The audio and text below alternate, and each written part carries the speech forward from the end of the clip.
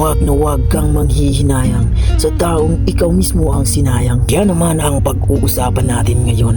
For today's video guys ay water tank at sand deck upper railings naman tayo. Pero bago natin umpisahan ay syempre shoutout muna tayo sa kabaro nating si Chiefmate Rico Pramio ng Poseidon 48.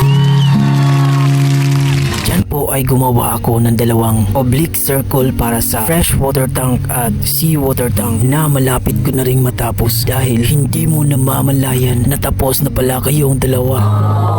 Kaya kahit babawiin mo man siya o hindi ay sadyang mawawala pa rin siya ng kusa nang hindi mo namamalayan.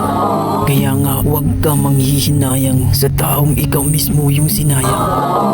Balik naman tayo sa ating water tank na akin ang idinikit dahil natapos na rin kasabay ng pagtapos niya sa relasyon yung sinayang niya noon.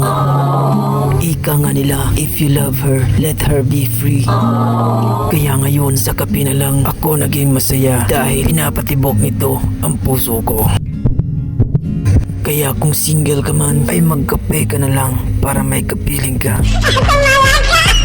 Balik naman tayo dito sa ating water tank na aking sinigurado yung sukat na 3 beses ko namang inadjust dahil sa pagkakamali, dahil hindi naman tayo perfecto at dahil sa aking pagpupursige ay natapos ko na rin at nailagay ko na sa tamang lagayan katabi ng ating starboard side chimney.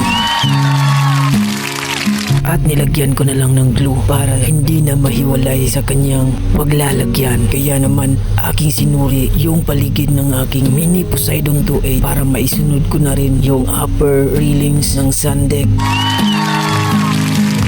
Diyan po ay inumpisahan ko na rin yung upper railings ng ating sand deck at pagpasensyahan nyo rin pala na hindi ko na-record yung front view railings ng sand deck dahil hindi ko na malayan na naglobad na pala yung cellphone ko. Pero yung proseso na nakikita nyo ay pareho rin naman sa paggawa ng upper railings sa front view na kasalukuyan kong ginagawa ngayon kasi ginagawa ko na ang lahat pero hindi niya pa rin magawang suklian yung naibigay mo. Kahit ubos ka na ay hanggang sakit lang pala ang matatanggap mo sa kanya pabalik sa iyo.